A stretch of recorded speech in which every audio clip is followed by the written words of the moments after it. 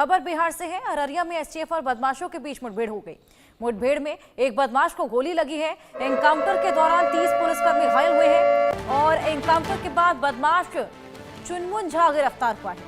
पूर्णिया और आस तनिष्क लूटकांड में ये शामिल था और साथ ही आपको बताएं कि पूर्णिया के साथ साथ आरा तनिष्क लूटकांड में भी इसका नाम शुमार था।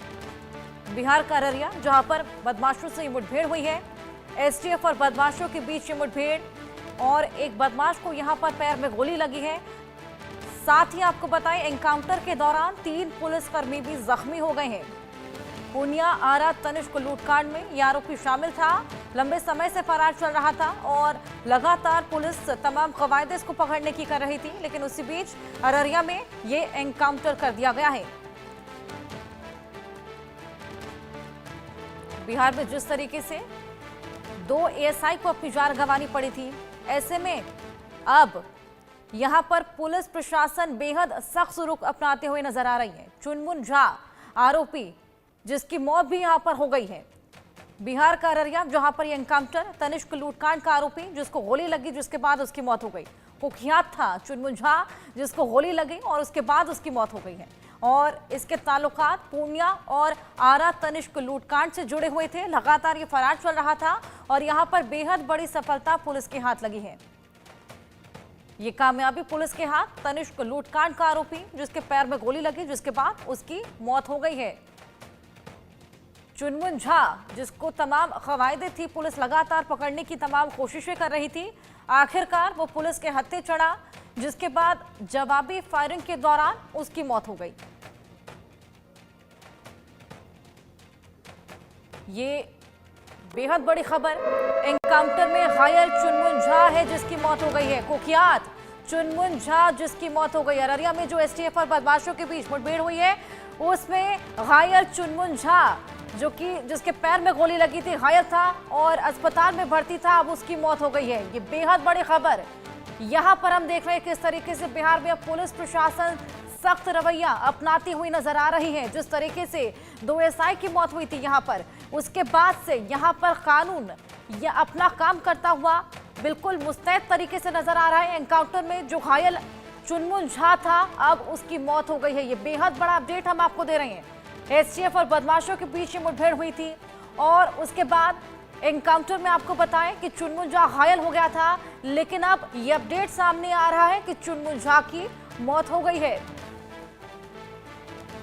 अररिया में एसटीएफ और बदमाशों के बीच मुठभेड़, जिसके बाद कुख्यात चुनमुन झा जो कि घायल हुआ था, अब उसकी मौत हो गई है। आपको पता है एनकाउंटर के दौरान 3 पुलिसकर्मी जख्मी भी हुए हैं, उनका भी इलाज लगातार जारी। पूर्णिया और आरा तनिष्क लूटकांड में ये शामिल था। आरोपी के पैर में गोली लगी थी जिसके बाद उसे अस्पताल ले जाया गया, लेकिन अब चुनमुन झा की मौत हो गई है। एनकाउंटर के दौरान 3 पुलिसकर्मी भी घायल हुए हैं। लगातार तमाम कवायदे यहां पर चुनमुन झा को पकड़ने की जा रही थी। लंबे समय से फरार चल रहा था, जिसके बाद इनपुट मिला और एसटीएफ मौके पर पहुंची, जहां पर चुनमुन झा के साथ में एनकाउंटर की स्थिति पैदा हुई। ऐसे में आपको बताएं एनकाउंटर के दौरान चुनमुन झा घायल हो गया था, जिसके बाद अस्पताल ले जाया गया और वहां पर उसकी मौत हो गई है। शक्ति हमारे सहयोगी हमारे साथ जुड़ गए हैं। शक्ति, क्या कुछ और अपडेट उस पूरे मामले को लेकर? आपको बताएं कि जो चुनमुन झा है ये मास्टर माइंड था और पिछले कुछ महीने पूर्णिया में तनिष्क में लूट हुई थी और उसके बाद जो है आरा में भी जो लूट हुई थी, इस दोनों लूट कांड का मुख्य मास्टर माइंड जो है वो चुनमुन झा बताया जा रहा है। और पटना पुलिस को, एसटीएफ को जो है इसकी सूचना मिली थी कि अररिया के नरपतगंज में जो है चुनमुन झा अपने कुछ लोगों के साथ जो है छिपा हुआ है और उसके बाद एसटीएफ की टीम जो है और लोकल पुलिस, अररिया पुलिस दोनों ने जो है इसकी संयुक्त कार्रवाई में देर रात जो है पुलिस जो है चुनमुन झा के पास पहुंची और उसके बाद जैसे पुलिस के टीम वहां पहुंची, उसके बाद दोनों तरफ से फायरिंग होने लगी और उसके बाद जो है पुलिस के जवाबी कार्रवाई में भी जो चुनमुन झा को 3 गोलियां लगी थी और एसटीएफ के 5 पुलिस के जो जवान हैं वो भी घायल हैं। फिलहाल अस्पताल में चुनमुन झा को ले जाया गया, जहां पे इलाज के दौरान उसे डॉक्टर ने मृत घोषित कर दिया है। और सबसे अहम है कि जो जिस तरह से लॉ एंड ऑर्डर को लेकर जो आरोप विपक्ष लगा रहा था, अब लगातार पुलिस जो है बिहार पुलिस एक्टिव मोड में है और कई पुलिस जो अपराधियों का एनकाउंटर भी हुआ है, कई लोग घायल भी हुए हैं और अब एक बड़ी जो है कहीं न कहीं पुलिस के जो अपराधियों की तरफ से हमला किया जा रहा था, उसके अब पुलिस का मनोबल कहीं न कहीं अब बढ़ता हुआ नज़र आ रहा है। जी। बिल्कुल शक्ति, लगातार जिस तरीके से पुलिस की कार्रवाई को लेकर तमाम सवालात यहाँ पर खड़े हुए थे, ऐसे में उसके बाद से सख्त रुख यहाँ पर लगातार पुलिस अपनाती हुई नजर आ रही है। क्या इनपुट पुलिस को मिला था और इस कुख्यात के साथ कौन कौन और मौजूद था और किसी की भी गिरफ्तारी हुई है? क्या कुछ बरामद हुआ है उसके पास से?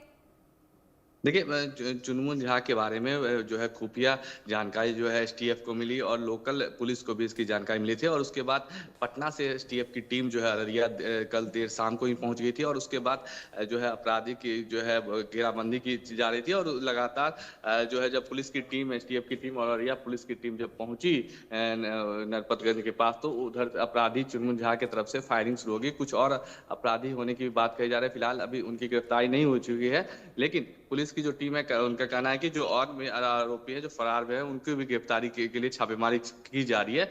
और जब चुनमुन झा के साथ जब पुलिस के काउंटर लगा उसमें 5 पुलिसकर्मी के भी घायल होने के समय, हालांकि राहत की बात है कि सभी की हालत जो है ठीक है और किसी खतरे की बात नहीं है, लेकिन जो चुनमुन झा है उसको जब अस्पताल लाया गया उस दौरान जो है उसकी मौत हो गई है। और कहीं ना कहीं जो पटना बिहार पुलिस का जो इकबाल खत्म होने की बात हो रही थी, विपक्ष लगातार अभी सदन चल रहा है, उस दौरान भी सदन के अंदर और बाहर लगातार विपक्ष कह रहा था कि पुलिस का जो है बिहार में पुलिस का इकबाल खत्म हो गया है और इस्तीफे की मांग, मुख्यमंत्री के इस्तीफे की मांग भी कर रहा था। लेकिन बाद से ही हम देख रहे हैं किस तरीके से पुलिस यहाँ पर लगातार एक्टिव नजर आ रही है। शक्ति, बहुत शुक्रिया आपका तमाम जानकारी के